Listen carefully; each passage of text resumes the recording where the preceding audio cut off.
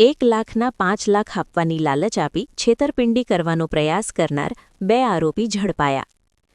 અસલ ભારતીય ચલણી નોટના બદલામાં 5 ગણા ભાવે બનાવટી નોટો આપવાની લાલચ આપી લોકો સાથે છેતરપિંડી કરવાની કોશિશ કરતા 2 ઈસમોને પશ્ચિમ એસઓજી પોલીસે ઝડપીને તેમની સામે કાયદેસરની કાર્યવાહી હાથ ધરવામાં આવી છે.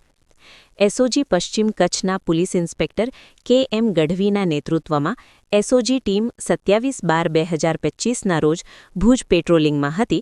તે દરમિયાન એએસઆઈ નરેન્દ્રસિંહ ઝાલા અને મયુરસિંહ ઝાલાને મળેલી બાતમીના આધારે સ્મૃતિવન નજીકથી અનસ ઉર્ફે અનુડો મામદ માંજોઠી અને કેફ મકબૂલ સમાને ઝડપી પાડવામાં આવ્યા હતા.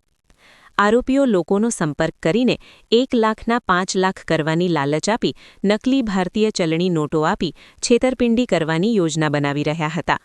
તપાસ દરમિયાન તેમના કબજામાંથી 2 મોબાઈલ ફોન, સફેદ રંગની એક્સેસ ટુ વ્હીલર, નકલી ચલણી નોટોના બંડલ તથા રોકડ રકમ મળી આવી હતી.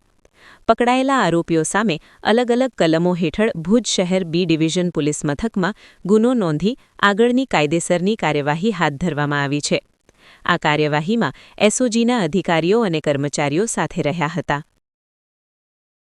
પરના સચોટ અને ધારદાર સમાચાર નિહાળવા અમારા digital platform news channel Kutch કાનૂન અને ક્રાઇમ ન્યૂઝને સબસ્ક્રાઇબ અને લાઇક કરો.